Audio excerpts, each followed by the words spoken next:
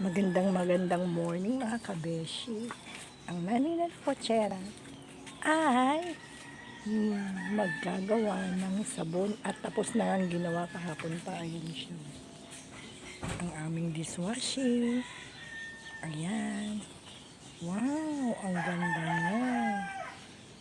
Ang lapot niya.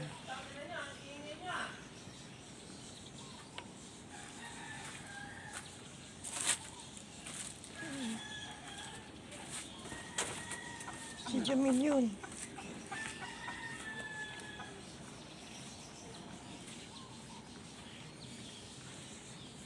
Magandang morning po.